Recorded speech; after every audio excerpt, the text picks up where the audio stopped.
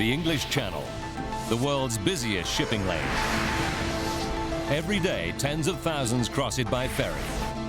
It's a safe, routine trip. Until one ship capsizes just over a kilometre outside port. Within 90 seconds, hundreds of people are fighting for their lives in the icy water.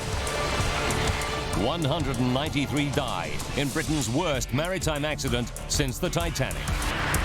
Now, with advanced computer simulations, we reveal exactly what went wrong on the Herald of Free Enterprise. Disasters don't just happen, they're a chain of critical events. Unravel the decisions that triggered those final seconds from disaster.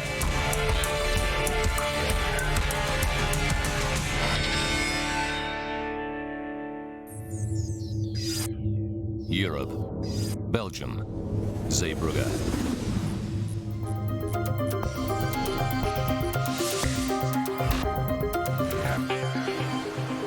Ferries from England and Germany sail in and out of this bustling North Sea port every day.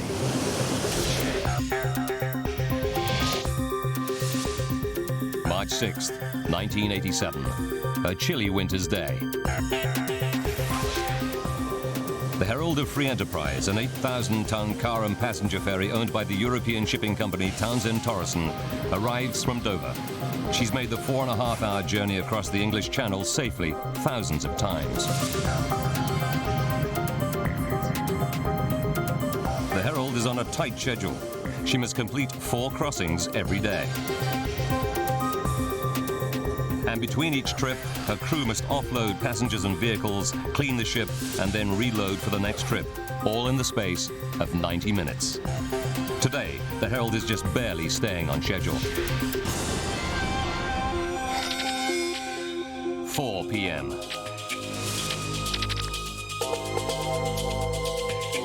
Assistant bosun Mark Stanley finishes up cleaning the car deck, ready for the return trip to England.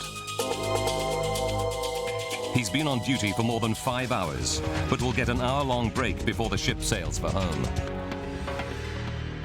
While the Herald's crew works hard, her passengers savor the last hours ashore, enjoying the shops, restaurants and cheap alcohol of continental Europe. Most are British tourists, like 19-year-old bartender Simon Osborne. He's on a day trip to Belgium with a group of friends. We spent the afternoon on a pub crawl, you know, from bar to bar around Ostend. It was a really good day, a good lad's day out. They order one last round of drinks. Soon, they'll be leaving to sail home on the Herald.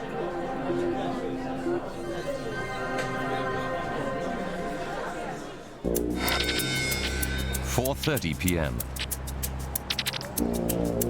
Assistant bosun Mark Stanley completes his duties and heads to a crew cabin for his break. He won't be needed on the car deck again until just before the ship sails at 6 p.m. On the bridge, the Herald's captain, David Lurie, who has 10 years' experience commanding ships. He double-checks his route home across the channel. It'll be his second crossing of the day. By 5 p.m., cars and trucks are starting to roll onto the Herald's lower car deck through her giant bow doors. A cut-price ticket deal means the ship will be at capacity tonight, and the crew have just 1 hour to complete loading. Once the lower deck is full, the crew must load the upper car deck.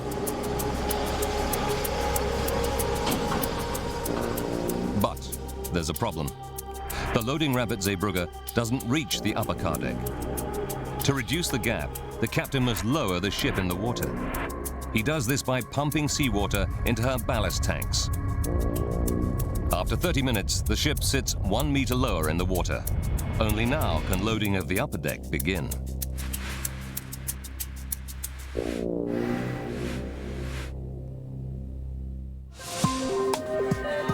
The cheap ticket deal means the ship is packed with passengers too. Tonight, there are 459 on board. 5:30 p.m. Michael and Maureen Bennett, their 20-year-old daughter Teresa and her boyfriend, make their way home after a day out by the seaside. Teresa arranged the outing to mark a special family occasion for her mother and father. It was our wedding anniversary on the 1st of April, and Teresa thought it'd be nice to take us out. We walked along Ostend Harbour, all around the lovely shops there. We really had a smashing time over there.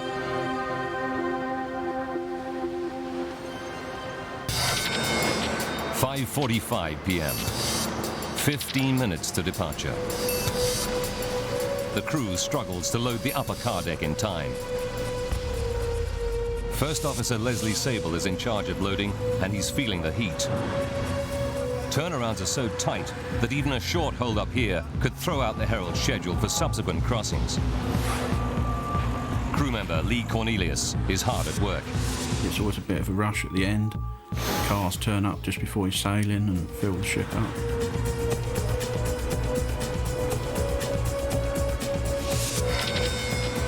"5:57.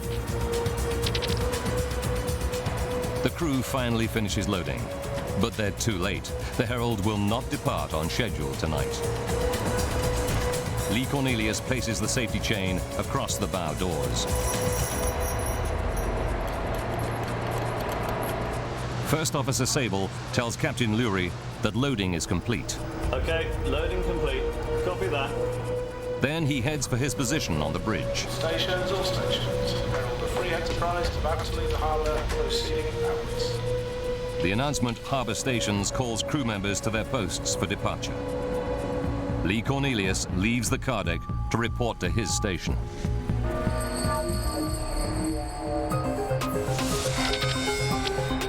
"6:05 p.m. Captain Lurie starts up the ship's 3 9,000 horsepower engines.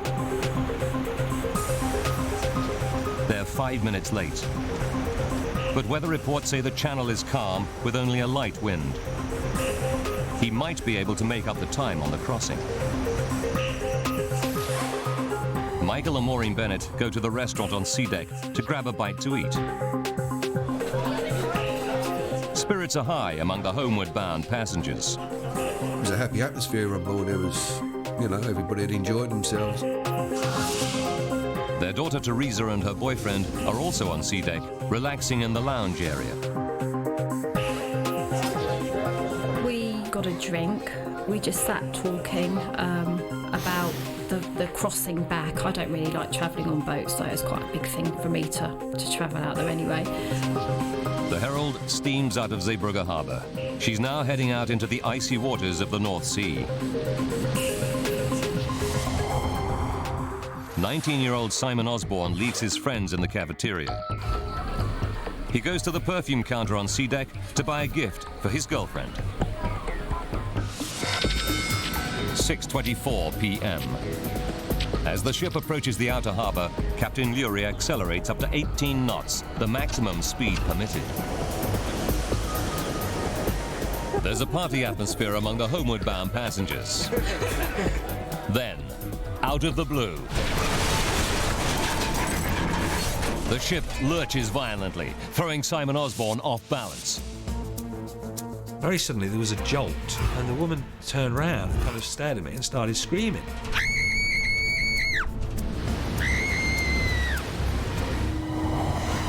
In the cafeteria, people think nothing of it.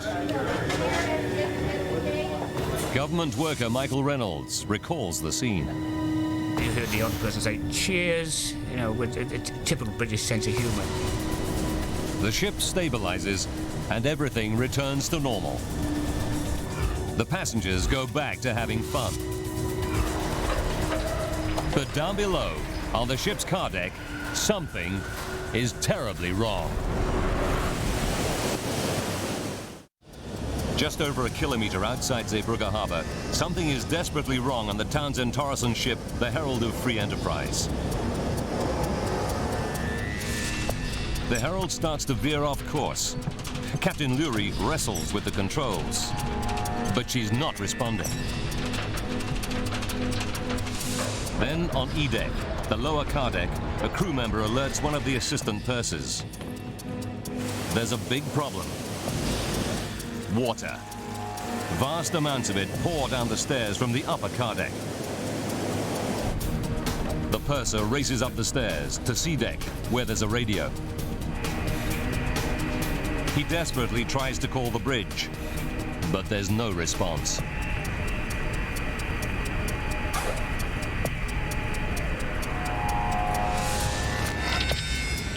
(6:28 p.m.) Now, a massive jolt. This time the ship tilts a full 30 degrees to the left. Before Captain Leary can issue a mayday call, the tilting ship throws him to the floor. The fall knocks him unconscious. As the ship tilts, English couple Michael and Maureen Bennett struggle to hold onto their table in the cafeteria. The sensation you get is like somebody's pulling a rug from underneath you. You can't get any foothold, you can't hold on to anything. The 8,000-ton ship now starts to roll over. 19-year-old Simon Osborne loses his footing. I was sliding down. It was as if literally the world had been turned upside down. The only thing that was stopping me from going over, because the tables were strapped to the floor. If the tables had shifted, I would have gone.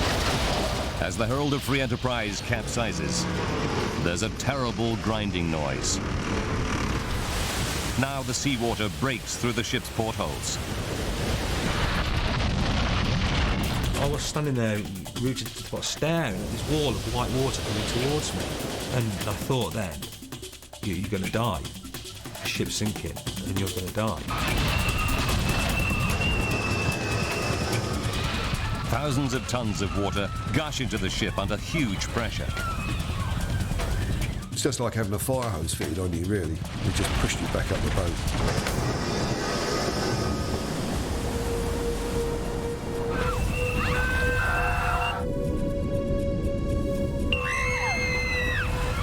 Michael Bennett's wife Maureen can't swim.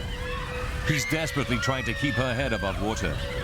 But the rushing torrent makes it harder and harder for Michael to keep his grip. I really, really panicked. I just panicked. I knew I was going to die.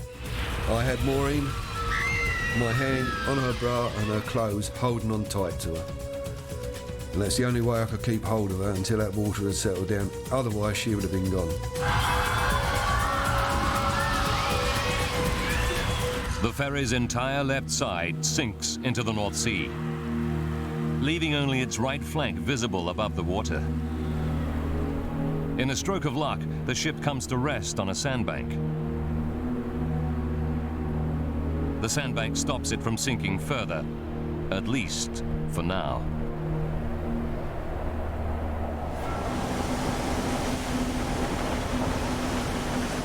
At the edge of the harbour, the Belgian vessel Sanderus dredges the shipping channel.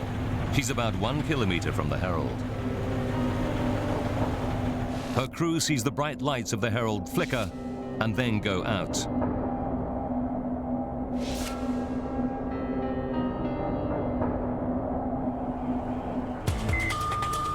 They radio Zeebrugge port controller Guido de Ruder. De Ruder immediately issues a mayday, requesting all nearby boats to rush to the aid of the stricken ship.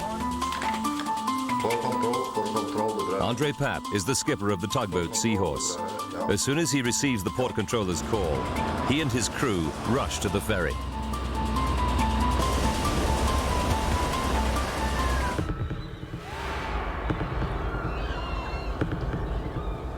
Inside the flooded Herald, more than 500 passengers and crew fight for survival. A dazed Michael Bennett struggles to keep his wife Maureen afloat in the freezing water.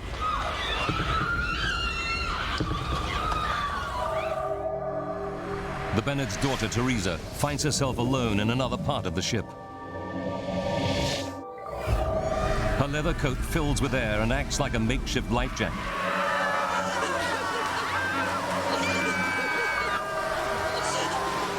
But now, people struggling in the water below her try to grab her to stay afloat.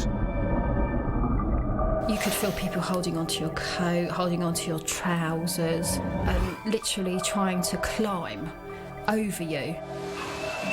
One of the worst things is you've got someone holding onto you and then all of a sudden it's gone.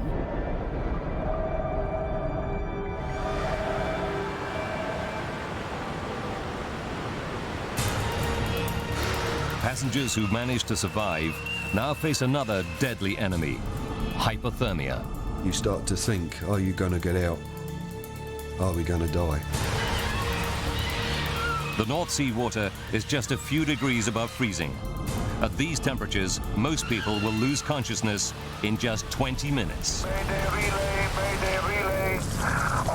Austin radio. Mayday message number 1. A glass partition traps government employee Michael Reynolds. To keep his head above water, he stands on the side of a chair fixed to the floor.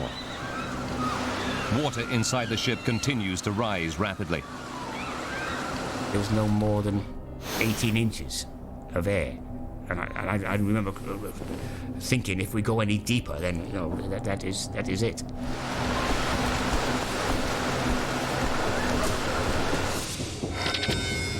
"6:40 p.m. 12 minutes since the Herald keeled over. The rescue tugboat Seahorse nears the 8,000-ton ship. The tugboat crew break windows to get to the panicking passengers trapped below. 6:43, 15 minutes since the capsize. The water levels finally stabilize. Teresa Bennett has no idea where her parents and boyfriend are. She shivers. The water is just 3 degrees Celsius. The water was very, very cold indeed. Your body just shuts down. If Teresa isn't rescued in the next 5 minutes, she risks losing consciousness. Drowning would then be inevitable.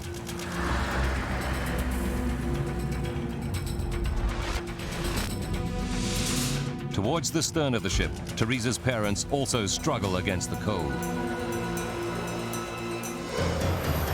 35 minutes after the Herald capsizes, Coast Guard helicopters help pick up survivors. Rescue ships continue to arrive. Local divers turn up to offer help. It's extremely dangerous to dive inside an unstable ship, but they know they are the survivors' only chance. Belgian Piet Lagaste is a diver from a local salvage company. He makes his way through floating bodies and debris, calling out to people in the darkened ship. Is anyone alive? With the lights, we saw that the people in the water were moving. We also saw people in the water who were motionless, who had probably died, but we went for the people who were moving, who put up their arms or called, because you know these people are still alive. Further along sea deck, Simon Osborne is all alone. His friends are nowhere to be seen. All around him, silence has fallen. There were these people shouting, screaming, and as the time went on, it became less and less. A diver reaches an exhausted and frozen Michael and Maureen Bennett. Rescuers throw a rope down to them. They're just in time. As they pull Maureen up to safety, she loses consciousness.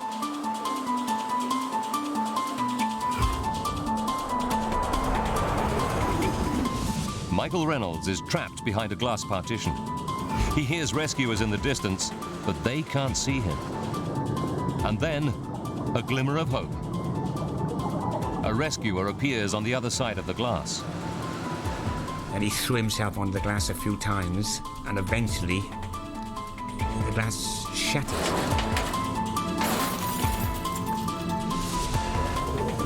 Now an exhausted Simon Osborne hears glass breaking. Realizing rescuers may be close, he swims towards the noise. Then one of the divers spots him. It was on being pulled out of the ferry that I kind of let go, and it's a dreadful state of shock. You know, I was in deep shock.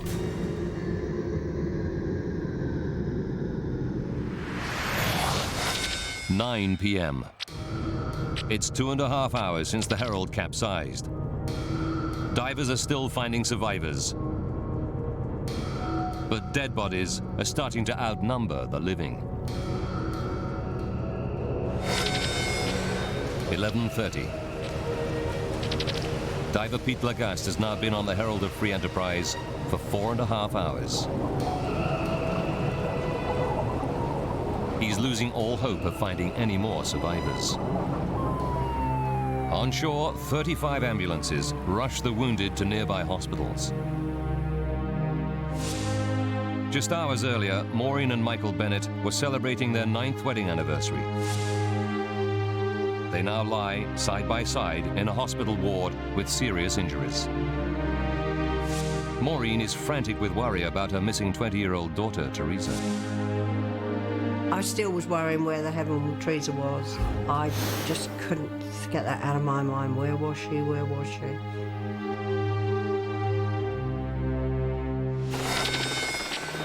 "2:45 a.m. More than 8 hours since the capsize. Now the tide starts to rise rapidly. It creates dangerous currents inside the ship. Rescuers must suspend diving until dawn and the ebb tide. Any hope of finding any more survivors disappears. Many friends and families separated during the capsize learned their loved ones did not survive. Others face an agonizing wait for news. It's been 8 hours since the capsize, and Maureen has no idea if her missing daughter Teresa has survived. She repeatedly asks hospital staff and reporters if there's any word. Then the hospital chaplain arrives with news. I have good news. I've just heard that she's alive. She's well. Like, she's alive. She's alive. Teresa is. Teresa. Thank God. Oh, I was so pleased. I cried, and we were so pleased. Against all the odds, Teresa survived for an hour in the freezing water. She has serious injuries, but makes a full recovery. Her boyfriend, Mark, was also rescued in time. News of the disaster flashes around the globe. Drama at sea. A massive rescue effort is underway tonight off the coast of Belgium as hundreds of passengers aboard a capsized ferry boat are missing in frigid waters of the English Channel. The scale of the disaster shocks the world. Early reports put the death toll at 150. Making it the worst peacetime British maritime accident since the sinking of the Titanic in 1912.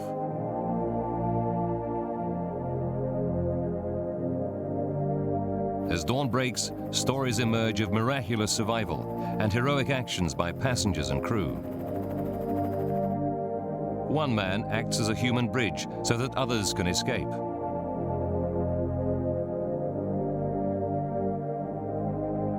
A truck driver rescues a 5-year-old girl whose whole family are lost.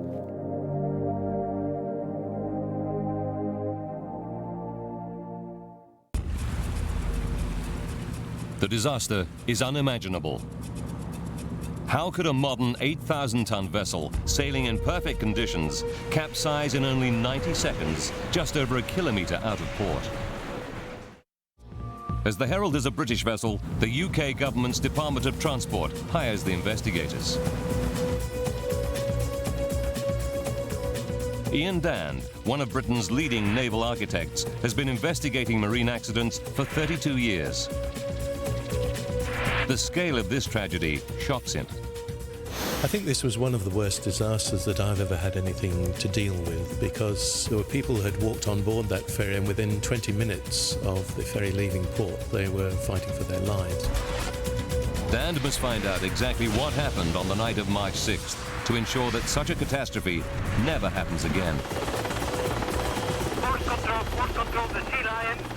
Now, by rewinding the events of that fateful night and by going deep into the investigation, we can reveal what really caused the Herald of Free Enterprise to capsize. Advanced computer simulation will take us where no camera can go, into the heart of the disaster zone. The day after the tragedy, investigators take a boat out to the capsized Herald. It's a shocking sight. The ship appears to be intact. On the ship's visible side, they see no immediate sign of collision or damage. But what they see at the Herald's bow astounds them. The huge bow doors that allow vehicles on and off the ferry are wide open. It's clear to the investigators that water must have poured through these gaping doors. The media dubbed the open bow doors the doors of death. Ian Dad's team need to find out why the doors are open. We thought at the time that perhaps she might have hit something which would have caused it to capsize, or she could possibly have got very close to one bank or other of the approach channel to Zeebrugge. The team know that the Herald came to rest on a sandbar about 1 kilometre from the harbour entrance. There are several of these underwater obstructions just outside Zeebrugge. To avoid them, ships follow a marked channel 900 metres wide that port authorities keep clear by constant dredging. So did the Herald collide with the sandbar, causing fatal damage to her bow doors? Investigators discover that the Zeebrugge Port Authority routinely tracks all ferries by radar up to about 3 kilometres from the harbour. It shows the Herald going off course in her final moments, but the radar data reveals that she doesn't hit the sandbar. In fact, as she capsizes, she settles onto it. The ship veers off course because she was already in trouble.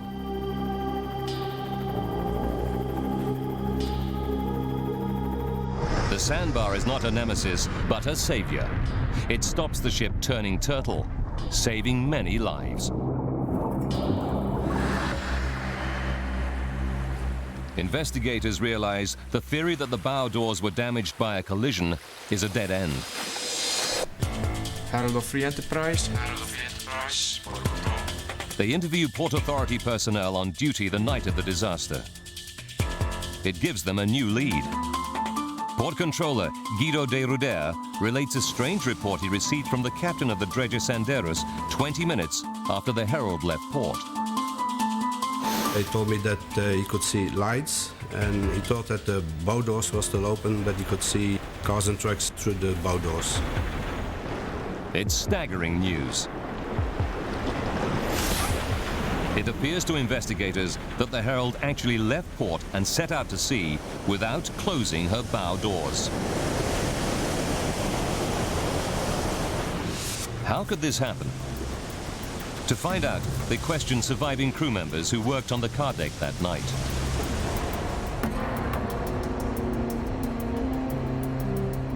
They learn that it's the job of First Officer Leslie Sable to supervise the loading of vehicles.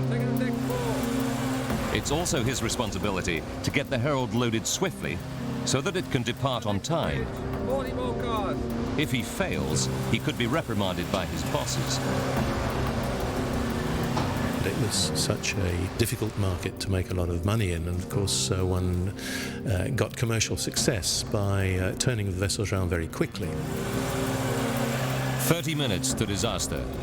The team discover that tonight Sable is under pressure. The cheap ticket deal means the car deck will be full.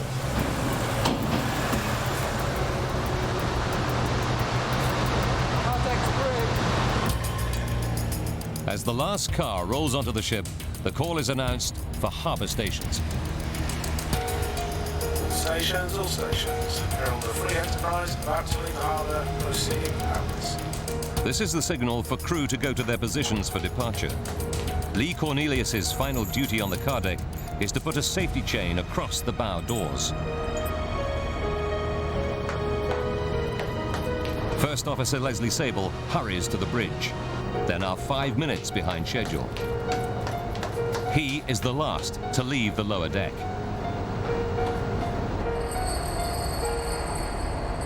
Harbour stations is also the signal to close the bow doors using a hydraulic control lever on the car deck. Investigators discover the responsibility for this crucial job falls to Assistant Boatswain Mark Stanley. Stations, all stations. But when they question Mark Stanley about his actions that night, they're in for a shock. When he should be on the car deck closing the bow doors, Mark Stanley is still asleep in his cabin.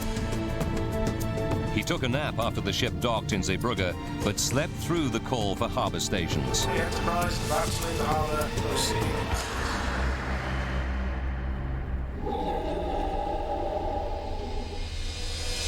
But the investigators are puzzled.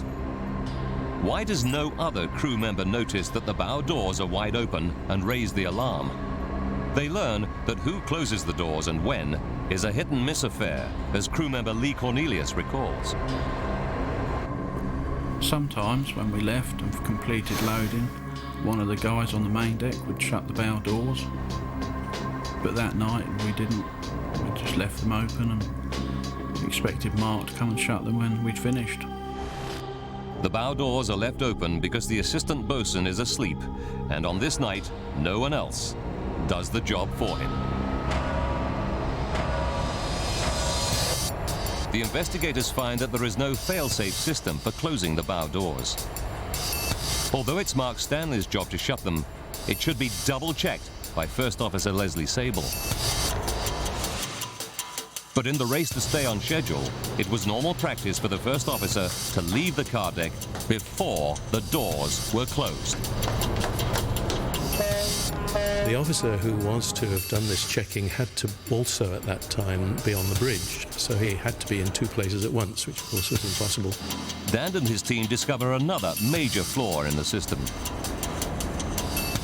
The captain cannot easily see the bow doors from the bridge. So unless a crew member tells him otherwise, he automatically assumes they are closed.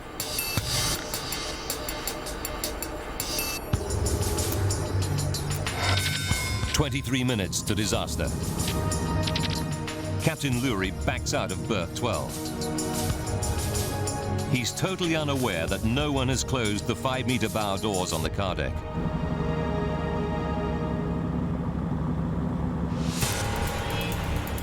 It's clear to investigators that a combination of human error and poor systems causes the Herald to sail with her bow doors open. But this shocking discovery still doesn't solve the mystery of the Herald's capsize. One of the big puzzles was how so much water could get onto the vehicle deck when it was 10, 11 feet above the calm sea level.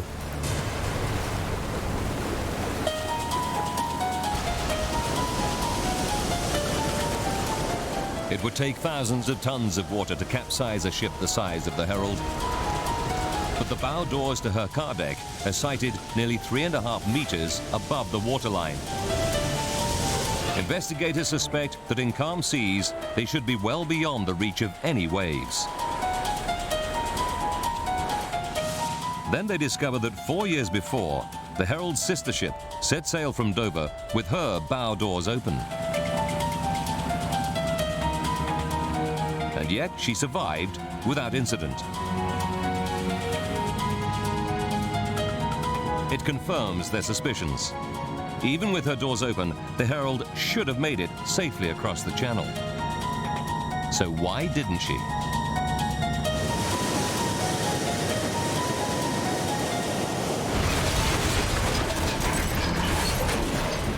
Investigator Ian Dand starts to explore what could reduce the clearance between bow doors and waterline.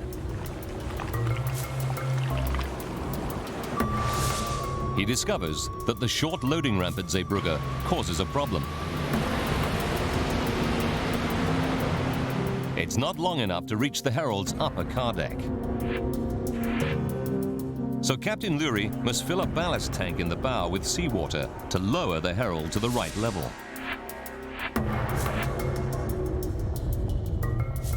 This makes the ship sit 1 meter lower in the water at the bow. The operation reduces the clearance between bow doors and waterline to 2.5 meters. Zeebrugge Harbour is relatively shallow, just 15.5 meters deep. and has a hunch that this plays a role. As the ship sails, her movement creates low pressure under the hull that sucks the bow downward. In deep water, the effect is small, but when Dan runs tests, he discovers the effect is much greater in shallow water. As the water is forced through the narrow gap between ship and seabed, it rushes out from under the hull faster. This surge of water creates an area of low pressure under the ship, dragging it down even further. As the Herald sails on March 6th, the clearance between her open bow doors and the waterline is just 1.5 meters. Sailing in this condition would be risky, but investigators are not convinced it would be enough to cause the capsize. So how did so much water get onto the Herald's car deck? There's only one way for them to find out.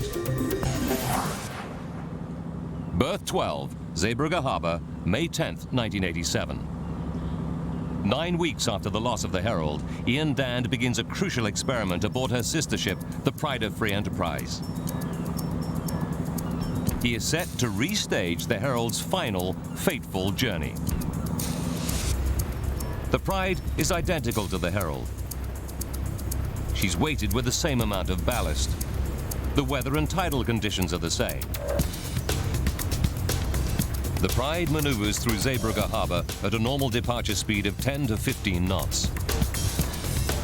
Her bow doors stand 1.5 meters clear of the waterline, just like the Herald. As she sails, she creates a wave at the bow, but it breaks well below the bow doors. Next, Dan wants to see how high the bow wave gets as the ship accelerates. A bank of video cameras capture the wave from every angle.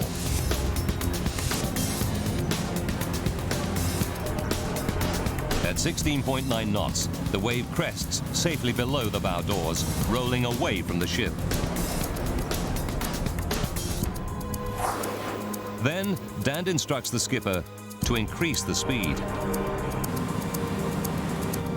The ship is now sailing at 17.4 knots. The acceleration has an immediate effect. Not only does the bow wave increase, but it also changes direction. Instead of rolling forwards, the wave splashes back, up, towards the bow doors. Compelling, but not conclusive. The wave is only 2.5 meters, still not big enough to flood the car deck. Dan believes the Herald was sailing faster when she left port. He ups the speed half a knot to 18 knots, the maximum permitted speed.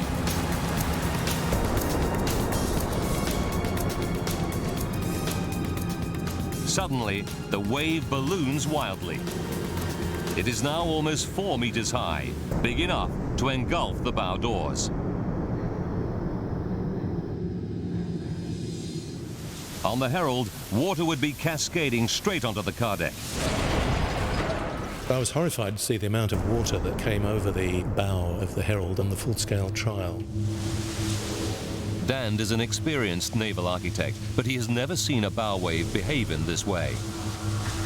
He turns to computer and physical models to try to explain the phenomenon. And he finds that once again, the shallow waters of Zeebrugge's harbour hold the key. Like all ships, the Herald throws up a bigger bow wave in shallow water than she does in deep water. It's called shallow water effect.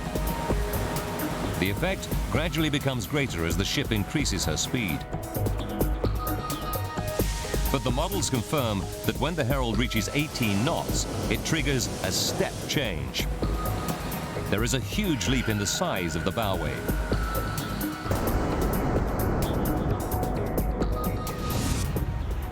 Just half a knot of extra speed, combined with Zeebrugge's shallow harbour, makes the critical difference. Of course, one of the big tragedies of the Herald is had it not been in that comparatively shallow water coming out of Zeebrugge, it might have got away with having the bow doors open for quite a long period of time, and people might have spotted that they were open and closed them. Instead, the bow wave of almost 4 meters surges straight through the open doors.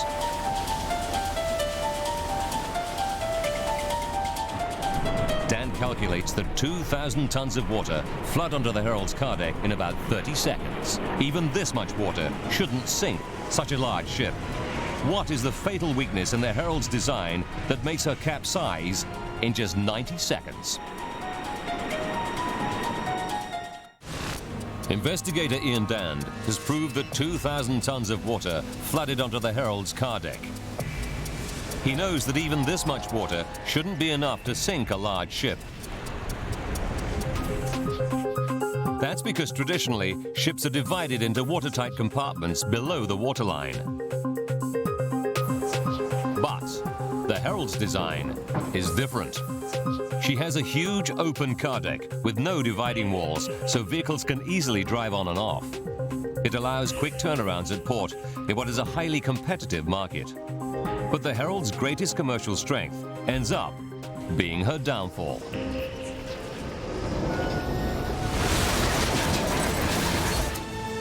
Investigators calculate that with 2,000 tons of water rushing around her car deck, the Herald would become unstable very quickly.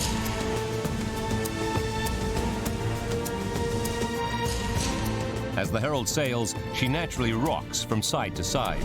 The water surges to the lowest point, making the ship tilt.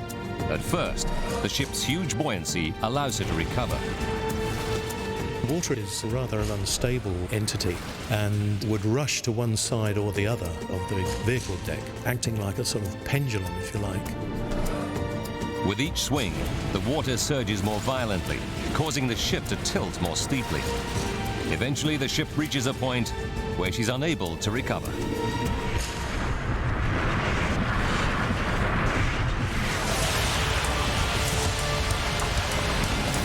For Ian Dand and his team, it's the final, crucial piece of evidence. Now they can piece together the precise chain of events that left the passengers and crew of the Herald of Free Enterprise seconds from disaster. 4 minutes to disaster. Unaware that the bow doors are wide open, Captain Lurie ups the Herald's speed half a knot to 18 knots. In the shallow water of Zeebrugge's harbour, this makes the bow wave dramatically bigger. 90 seconds to disaster. 2,000 tons of water flood the ship's open car deck. 60 seconds to disaster. As the water surges across the car deck, passengers feel a violent lurch. Now the wave starts to carry cars and trucks with it. 30 seconds to disaster. The ship tilts 30 degrees to the left. It's the point of no return. The ship turns on her side to lie half submerged in the icy waters of the North Sea. 7 weeks after the tragedy, salvage tugs tow the Herald to port. The final death toll is 193, including 38 crew members. The investigators' final report finds that the Herald's loss is largely down to human error. Captain David Lurie is suspended for a year. First Officer Leslie Sable for 2 years. And the man who failed to close the bow doors, Assistant Boatswain Mark Stanley, is found seriously negligent but escapes further punishment. The report finds that ultimately, poor management by the Herald's owner, Townsend Torreson, is to blame. The British Department of Transport hits the company with a £400,000 fine. For survivors like Simon Osborne, the night on the Herald of Free Enterprise still casts a long shadow. The worst aspect of the whole thing was losing my two friends. You don't expect to lose two close friends at that age. I got to meet their parents and talk to them about the day that we'd had, you know. I had to go to their funerals and memorial services. They were just emotionally draining experiences for an 18, 19-year-old guy. Survivors Michael and Maureen Bennett find the disaster has transformed their outlook on life. If we want to go down the beach, we go today. We don't go tomorrow because tomorrow never comes. It nearly never came for us on that ferry. So we do things when we want to do them now. Their daughter Teresa, too, knows how close the family came to tragedy. There wasn't many families where all of them went and all of them came back, so we are really lucky to be alive. The disaster led to a major rethink of safety measures on British car ferries. Closed-circuit TV cameras now allow captains to see the bow doors from the bridge. And indicators also tell them when the doors are closed. Shipping companies must modify their vessels to improve stability with features such as dividing bulkheads. It means that if a ship takes on water, it must be able to survive for at least 30 minutes without capsizing. The Herald of Free Enterprise disaster was a wake-up call to the maritime industry. The safety regulations it prompted have set a new high standard for the world to follow.